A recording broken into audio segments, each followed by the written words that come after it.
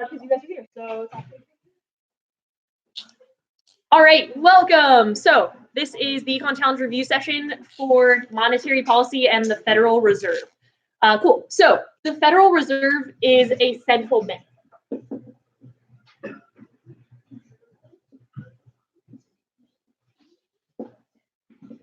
Okay, so the Federal Reserve Bank is a particular kind of bank.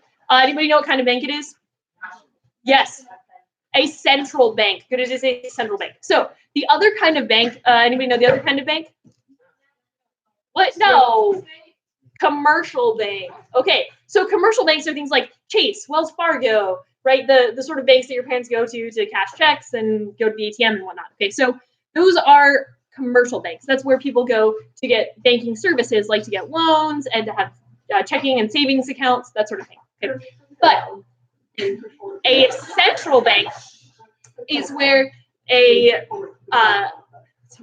central bank is a bank that's considered like a banker for the other banks. So if so a central bank, usually a country has just one of them, and it has a couple roles. So it can regulate the other banks, like make rules about what they can do. It sometimes gives loans to those other banks, yeah. So that's the central banks, but they don't have any customers like normal people. So you can't go to the central bank and get stuff. Yes. So is the Federal Reserve Bank state-owned? You mean like the government owns it? Sort of. It's an independent group. So it's considered like part of the government, but the government has no control over it. Okay. And that's really important. So we'll talk about independence of the central bank. So independence. Okay, so the Federal Reserve Bank is the United States central bank, but each country that has its own national currency, or fiat currency, as you'll learn, has its own central bank. But in the United States, we call ours the Federal Reserve Bank. Okay, so it has a couple of, right, so regulating the banks. It also can control or influence, we'll talk about this, the supply of dollars in the United States. Okay, so it also influences the money supply. Well, okay, we'll get to the independence. That's not part of the independence, yeah. Okay, but yeah, it influences the money supply. Okay, so here's the thing, right? If you want the part of your government that influences the money supply, let's see, do you want it to be at the whims of political pressure? Right, why not? What would be the problem?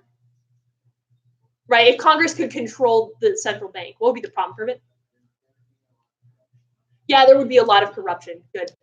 Yep, absolutely. So very important that you want to spend money all the time. And so it would be great if they could just run the printing presses and have lots of money to spend on things. But we'll talk about this, but it'll cause hyperinflation, which is crazy inflation, and it just destroys an economy, and it is bad. Okay, so your central bank needs to be independent. Okay, good. Great. So our Federal Reserve Bank is divided into 12 districts. So in each part of each region of the United States, there's a central bank, a Federal Reserve Bank branch that deals with that part of the country. So we're in District 12 here in Arizona. Yeah, you can laugh. It's great, District 12. But yes, we're District 12. So our central bank is San Francisco, I believe, is where it's located. Okay. Yeah. So that's the Federal Reserve Bank. So the Federal Reserve System is huge and employs lots of economists doing all sorts of research on things related to macroeconomics, publishing lots of papers and research. So you can look at their website, and they have just tons of data and stuff. So researchers use a lot of their information. So it's a pretty useful thing. But one of the major things that the Federal Reserve Bank does is what's called monetary policy. Okay, so one of the main things they do is monetary policy. We'll talk about that, but it's where they change the money supply to change the interest rate, which changes how much people buy.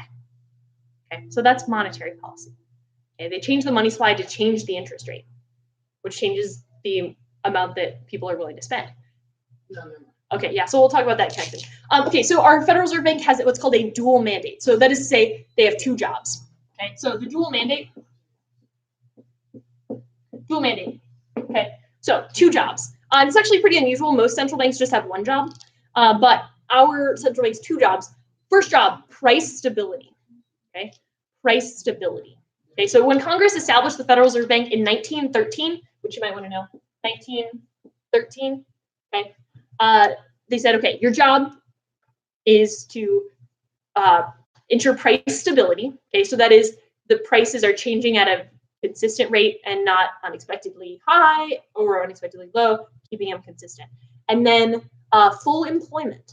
Okay, so full employment is, we'll talk about this when we talk about unemployment, but it's where the unemployment rate is called the natural rate of unemployment. Okay, so it is the only people who don't have jobs are people who are changing between jobs, which happens all the time, or changes in the economy mean that they're now looking for new training. Okay, so that's the dual mandate, full employment.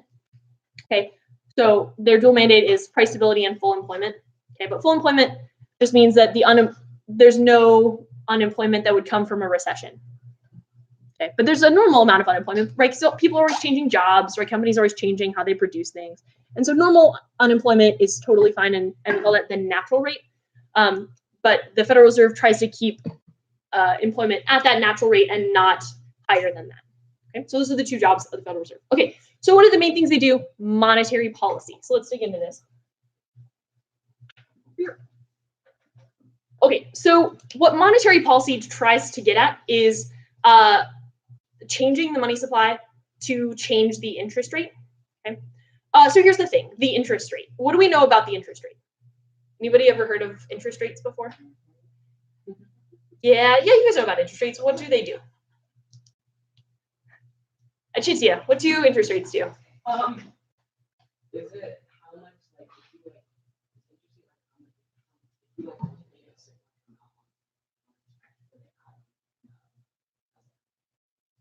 like even if you do pay on time, it is the amount extra that you pay for taking out a loan, right? So you take out a loan, you have to pay back what you borrowed, obviously, but also you have to pay extra to the person that you borrowed the money from. Why do you have to pay extra back to the person that you borrowed money from?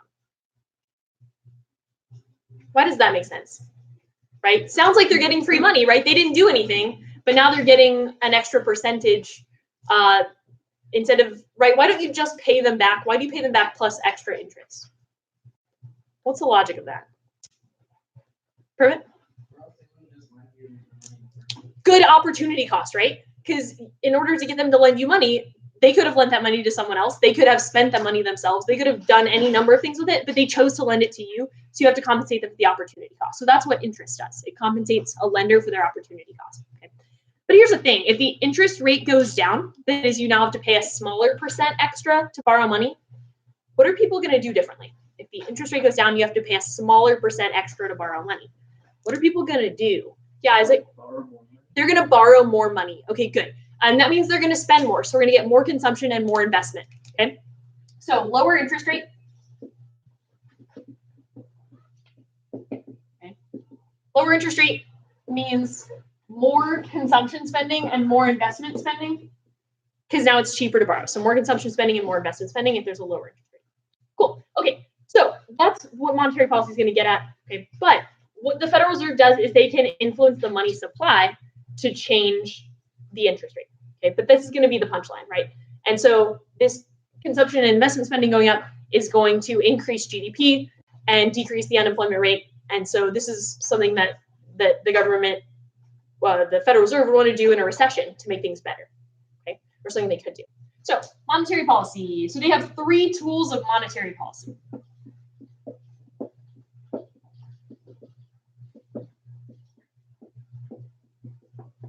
So 3 tools. So 3 ways the Federal Reserve can change the interest rate to try to influence consumption and investment. Okay? So first thing they can do, and what they're doing constantly all the time, it's called open market operations. Okay, open market operations. Okay.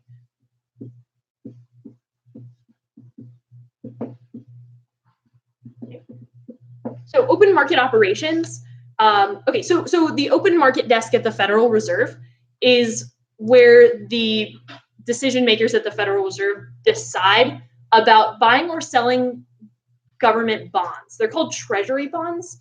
So the US government obviously borrows a lot of money. And so the way that they borrow that money, some of it, is they sell bonds. So they say, okay, if you want to lend to the US government, you can buy our government bonds. And so a person might buy a $100 government bond. And then at the end of a certain time period, the government gives the person that money back plus extra money that acts as interest. Okay, so it's a way that people can borrow money. It's a very safe investment. The U.S. government in recent history has never not paid those back.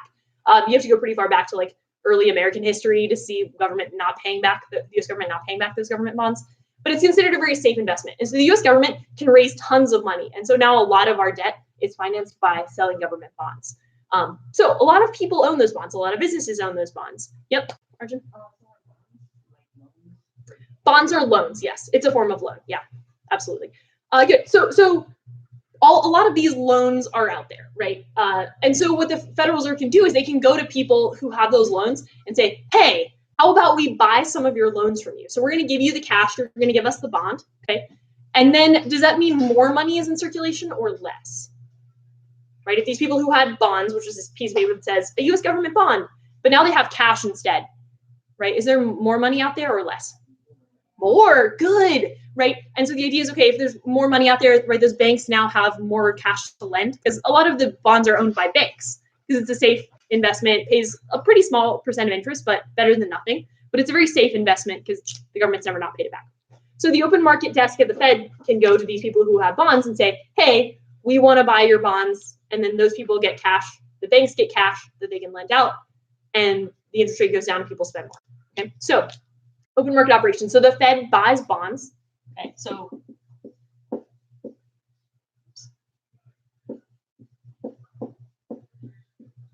Okay. So the Federal Reserve buys bonds.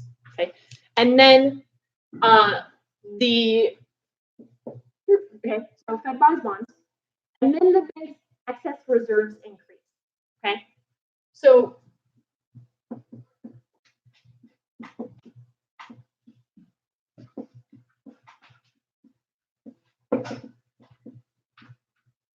banks' excess reserves increase. So we'll talk more about this. But excess reserves is just the amount of money a bank has to lend. Okay, that they have available to lend. Okay, so banks have to keep a certain percentage of their deposits in the bank. Okay, to prevent bank runs. So to prevent the bank not having enough money for people who come and want to withdraw some money that day. Okay?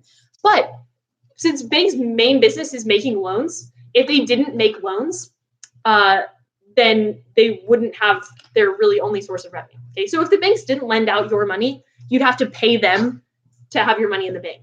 Does that make sense?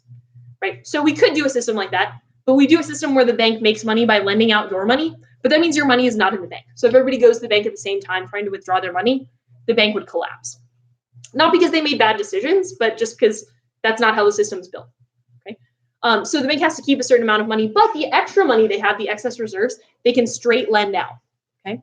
So the Federal Reserve goes to the bank and says, hey, banks, we'll buy your bonds. Now you have cash, lend it. Yep. Yeah, it's extra money that they have that they could lend. Okay.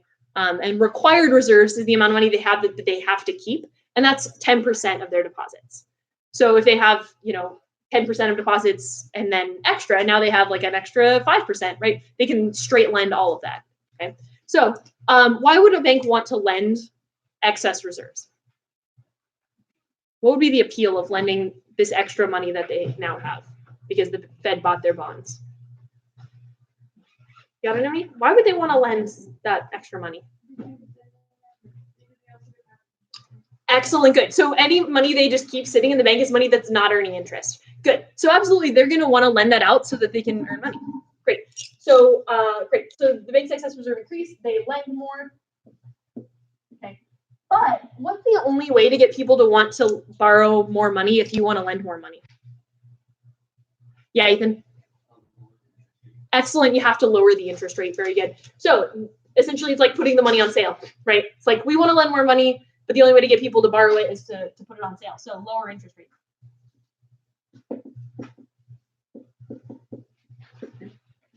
Awesome. Yep, we lower the interest rate. Good. Yes, Sergeant. If banks make us the revenue loans, then why is it like if you have a bad credit score, then they will give you? Good question. So Arjun's question was, if banks' main source of income is from interest on loans, why would they not lend to people who have a bad credit history, right? Because it means they are missing out on money, right? They're saying to some people, no, we don't want to lend you money and we don't want your interest back. Yeah, why would banks do that? Yeah, Pravit. Good. Yeah, there's no guarantee of the money being paid back. So they would want to be careful about who they lend to, right? Because they only want to lend to people who are very likely to pay back, if they have enough people to borrow, right? So there have been times where the banks have been pushed to lend a lot more, and so they have to lower their standards. And so some people think that contributed to the crash of 2009 because a lot of people borrowed, build houses, and buy houses who weren't really good bets. And so some of them didn't pay the money back, and then that was just a small part of a big kerfuffle. But yeah, but banks do want to be careful about who they lend to, right? They don't want to lend to some random stranger who's gonna, steal the money and walk away. So often banks lend mostly for things that have what are called collateral, okay? Where if you don't pay back, they can just take it and sell it, right? So banks are super happy to lend to you for a house or a car, right? Because if you don't pay it back, then they can just be like, okay, cool, we're taking your house back and selling it and using that to pay the loan, right? Or if you don't pay for your car, we'll just take your car back and sell it and that pays the loan, right? And that's fine, right? That's great. But it is going to be a problem for things like student loans, right? Because what could the banks take and sell if you don't pay back your student loans? Yeah, but most of your student loans is investing in yourself, right? Almost all of the college costs are, for you, right? Sure, they can take your books back, but that's like a tiny bit, right?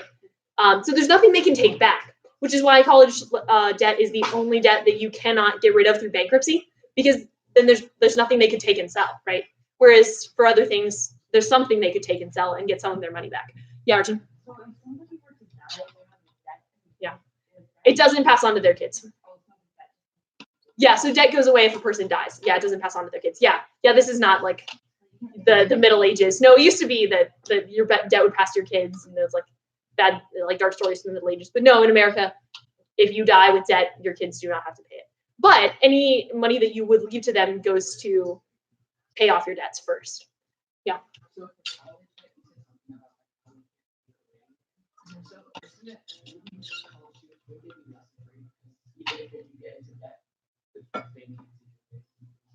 Yeah, but that's why you can't get rid of it through bankruptcy, right? You can never get rid of it, which is why you have to be really careful about taking on college debt, because there's no way to get rid of it, right? So on the one hand, right, it's a bad incentive because people are like, oh, well, there's nothing they can take away from me. I'll just borrow a bunch, even if it's not necessarily that beneficial. But then the problem is they do have to pay it back eventually, and there's no way to get rid of it. So you should take a lot of care to make good choices about that. Okay, so lower interest rate. So if the interest rate is lower, are people going to borrow more or less? That's right, people will borrow more. Okay, so borrow more.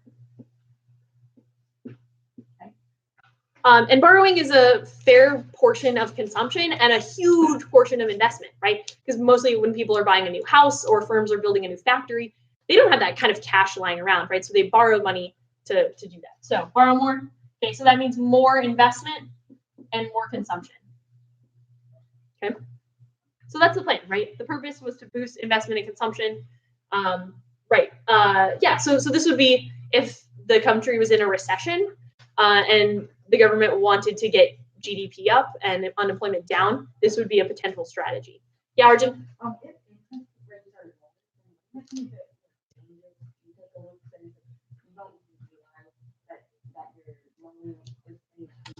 Good. So Arjun asks, is it more dangerous to take a loan at a lower interest rate because it seems like a good idea? Is that what you're asking? Yeah, it seems like a better idea, right? It's like, oh, now businesses are going to look at that and be like, oh, interest rate's lower. I wasn't thinking of building that factory because I didn't think that would be worthwhile, but oh wow, now with the lower interest rate, okay, building that factory seems worthwhile. Yes, it does lead to bad investments, right? Because now we're making it look like some investments are a good idea that weren't before or maybe aren't really, right? Because if all that's happening is we're increasing the money supply and not like really making more resources available for these projects, it does create problems potentially. So that's a good thought, yeah. Okay, cool. So that's open market operations. And we could go the other way. So if the Federal Reserve was concerned that the economy was growing too fast and that it was growing to a boom and there was a bubble building and it was going to crash, and they want to slow the roll, okay? What would they do about the bonds? If the Fed wants to slow the roll, right? They think the economy is growing too fast, they got to put on the brakes. Chintia. They could go the other way. Permit? Yep, Fed sells bonds. Yep, sells bonds. Great. So yeah, it's always the Fed initiating action and people just respond to it. So yeah, the Federal Reserve sells bonds. So if the Federal Reserve's like, we got to slow the roll, then they'll do an open market operation to sell bonds. Okay, so they'll say to banks, hey banks, you guys have some bonds and you have some cash. We'll sell you bonds. You give us your cash. Okay, so thinking about this, just always think about who has the cash. Okay, so if the Fed is selling the bonds, who has the cash? The Fed, right? The bank gets the bonds, the Fed gets the cash. So the banks otherwise would have been able to lend, but now they can't lend because it's frozen in the form of the bond. Does that make sense? So the banks are holding a bond and not cash. They can't lend the bond. So now the banks have less ability to lend. Yeah. Yeah, Fed is short for Federal Reserve Bank. Yeah, it's not like an acronym or anything, but it's just the Fed is the short name. Yeah. Yep.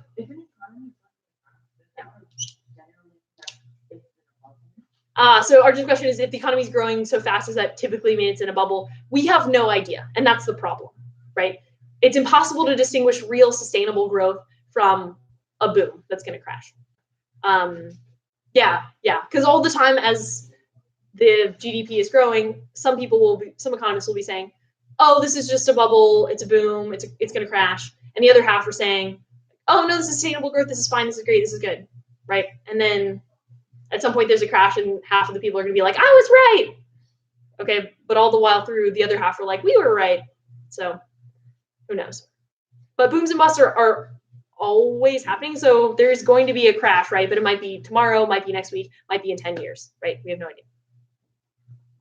And it's only after the crash that we realize what was good and what was bad. Because aggregates, right? It's hard to see what's going on. Okay, so Fed sells bonds. What happens to banks' excess reserves? Shout it out. Decrease, right? So the Fed gets the cash. The banks don't have the cash. They can't lend it. So their excess reserves decrease.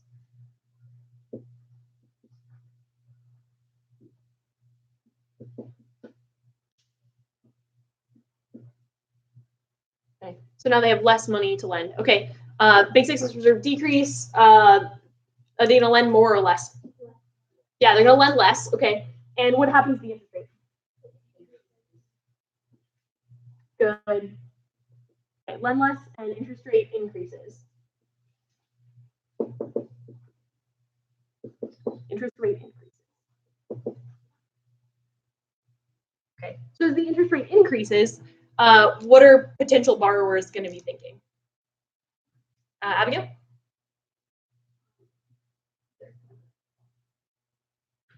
Good. Potential borrowers are going to see that higher interest rate and they're going to borrow less. They're going to say, wow, I was thinking of buying a new house, but wow, yikes. The interest rate going up means now it's going to be more expensive for me to buy a house. No, I'll wait. Good. So it's going to slow the roll, which is the purpose. So interest rate increases, less consumption, less investment.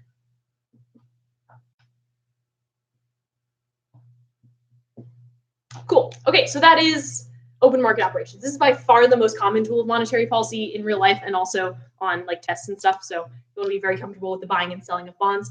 The bonds are also sometimes called treasury bonds or treasury securities. So if you see anything about like buying bonds or buying securities or like treasury bonds, that's all this. Yep. So then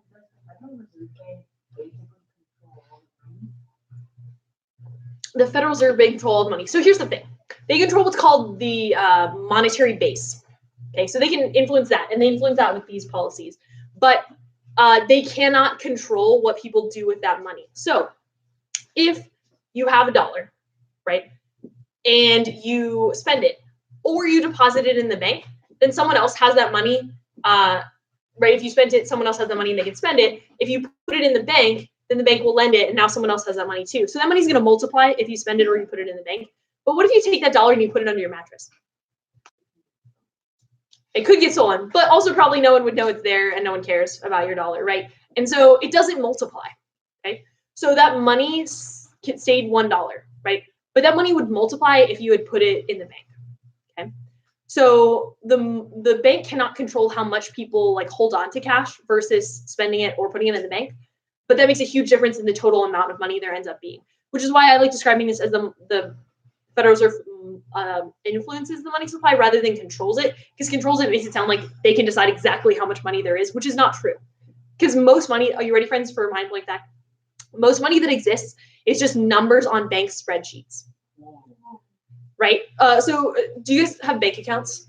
even like a savings account at the bank or whatever, some of you. Okay, so if you do, right, you go and look like online on your portal, right, and you can see exactly how much is in your bank account. That's just a number in their computer system. They don't have that amount of dollars in the back vault for you, right? They've lent out that money to other people. So they don't have that money in the bank, right? And so everybody else who knows that they have money in the bank is also just a number in the bank, right? There's not that much cash in the bank, right? And so the actual amount of cash in circulation is 10% of what people actually think of as their money in the bank, right? Crazy, right? So the Federal Reserve has no control over how much it multiplies based on people holding the cash or putting it in the bank, but they can control like how many dollars are out there. Okay? Although most of the dollars are now also just money in a computer, and most of the increase in the money supply they do is just changing numbers in a computer and not like actually physically printing money. But it's crazy. Okay, so other tools of monetary policy. Let me erase these. Okay, so this is by far the most common one. Second most, oh, and it's pretty precise, right? They could buy just a little bit of bonds or a lot of bonds. They could sell little bonds, buy a lot of bonds. Yeah. So they do that a lot. Okay, second thing they can do is called changing the discount rate. Okay, so discount rate is the interest rate on loans from the Federal Reserve to banks. Okay, so that's the discount rate. Okay, interest rate on loans.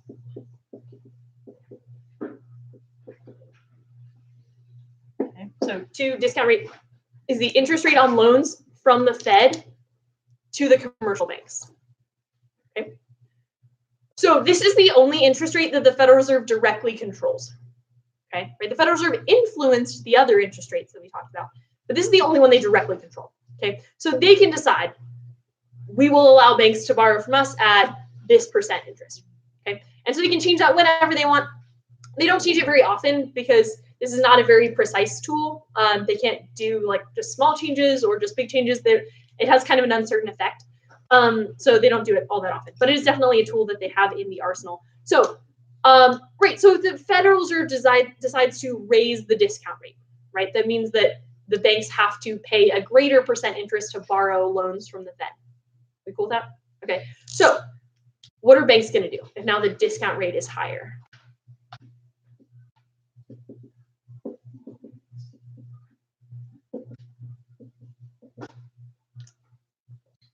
Yes. Well, okay, so sorry. They raise the discount rate. Okay, so they're going to borrow less, right? Borrow less. Yeah, so this is just like a loan, like a normal sort of loan, not a weird sort of loan. So yeah, the banks are going to borrow less, right? They're going to see, oh, wow, we're not going to borrow as much money. Why would banks want to borrow money from the Fed? What would banks do with money if they borrowed it from the Fed? What would they do with that money? Should you?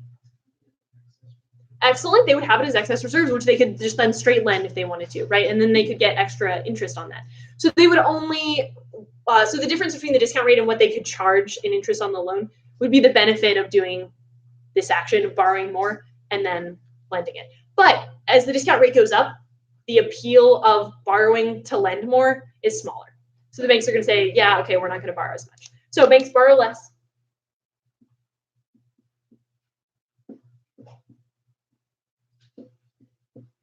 Okay, so what happens to their excess reserves? Shut it up. Yeah, they go down. Right, they're going to borrow less, so they're going to have less money to lend. Okay, so if there's less excess reserves, what happens to the interest rate? Shut it up. Yep, increase the interest rate. Okay. So then what happens to consumption and investment? Yeah, less, right? So interest rate goes up, so people are going to say, oh, wow, I was thinking of, buying a new piece of capital and borrowing $1 million for it, but wow, yikes, now it's a little more expensive to do that over time. So no thanks, I'm not interested. So, yep, less investment and less consumption. Yes, Sergeant.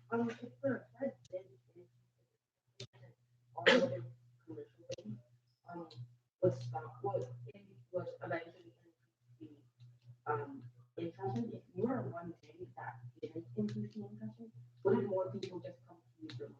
Okay, yeah, Sergeant asked, so if the Fed increases this interest rate, then banks are borrowing less, they're going to raise their interest rates. what if one bank decided not to raise their interest rates while everybody else was? Wouldn't they get lots of people wanting to borrow from them? Yes.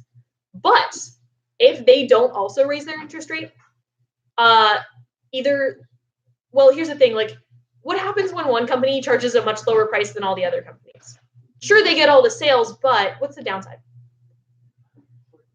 Shortage, good, definitely shortage, right? So the one bank that doesn't raise their interest rate is going to get tons of loans, but they are also going to run out of money really fast, and they're not going to make nearly as much money. So why would you leave that money on the table, right? You would definitely want to charge more if everybody else is charging more, otherwise you're losing out.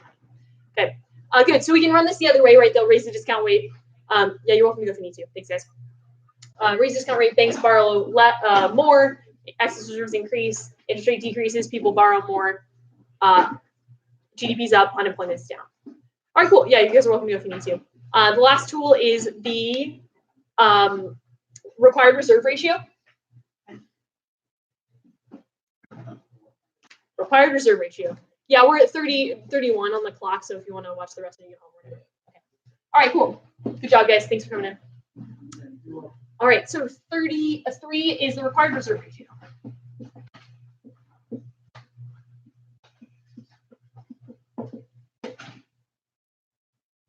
Okay, so required reserve ratio is another thing that the Fed can control.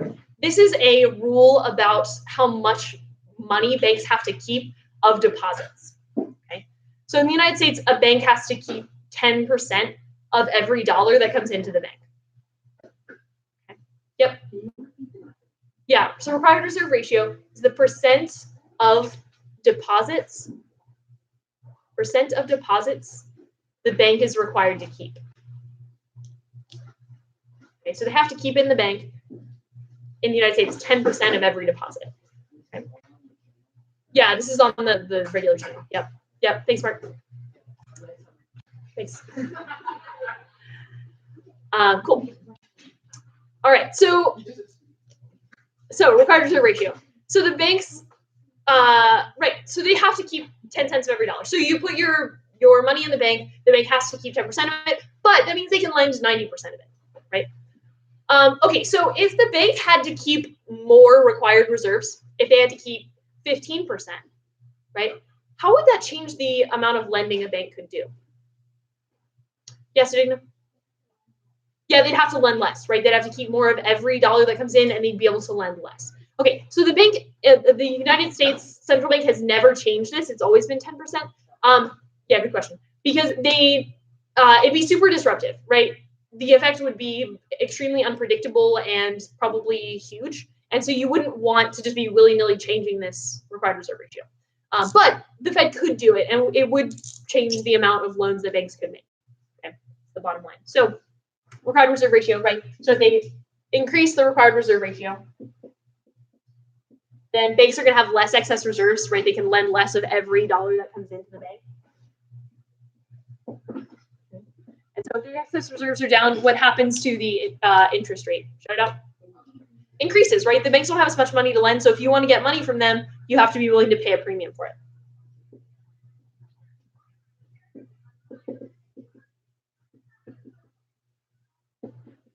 So at a higher interest rate, what happens to investment and consumption?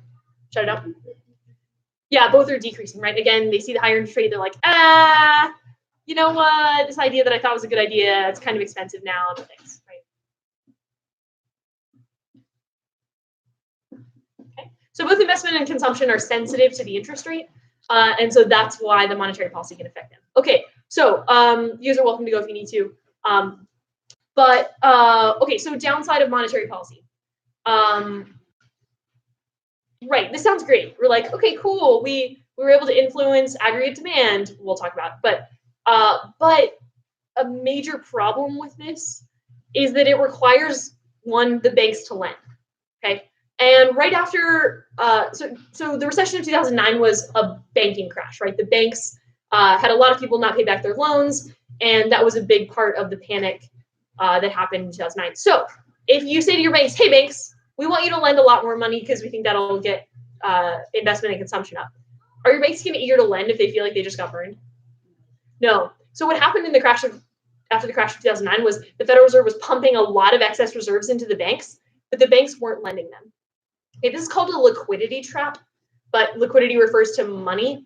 And so the money was trapped in the banks, and the Fed wanted the banks to lend it, but the banks were not going to lend it. They're like, whoa, we just got burned. Why do we want to lend again, right? And so the monetary policy had a lot less effect because the banks weren't lending it, the interest rate wasn't dropping. Okay, and then another problem is that it also depends on people borrowing, right? And so if the interest rate is low, but people feel like they just got burned, like they just, a bunch of people just lost their houses in the crash, or a bunch of people are losing jobs, right? They're not going to want to borrow even if the interest rate is lower. So the monetary policy depends on people responding to both the Fed wanting to get the excess reserves up and the banks to lend it, and also people responding to the interest rate. Bye, see you. Thanks for coming. Yeah, what's up, Roger?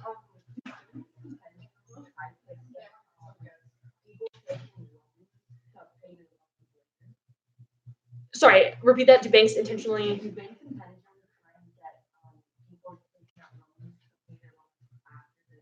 Oh, good question. So our question is, do banks intentionally get people to take more loans to pay off their old loans? No, that would be a very bad. Oh. Do they intentionally get people who are taking out loans, like do they try to get them to stretch out how long do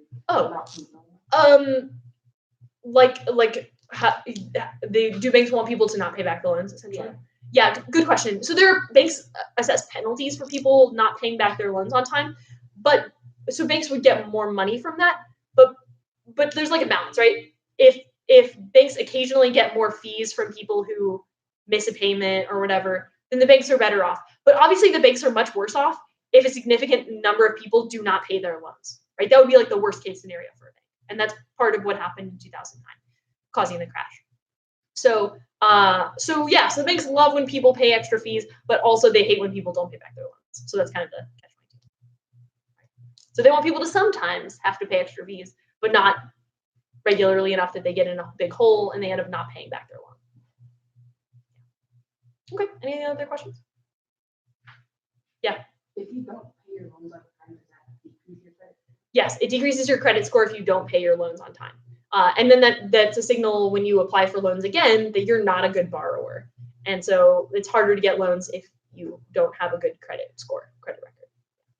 Yeah, so paying your bills on time and paying back loans carefully and making sure you don't miss payments are really important for developing a good credit score. And that means you'll be able to get a better interest rate on future loans. So it's a really valuable thing. Anything else? Yeah, do we need to know how credit score exactly works? Do you know how credit score exactly works? There's some personal finance stuff that could come up, so you probably should be familiar with the idea of a credit score, but it's on the thing I sent you about personal finance in the email. But yeah, you should be familiar with credit score, just like what it measures. All right, cool. All right, so we'll end the live stream. Good job, team. So next week we'll be doing this on Thursday because the science fair is on Monday. So see you in Thursday in a week and a half. All right, you guys are awesome. See you later. Cool. Yeah.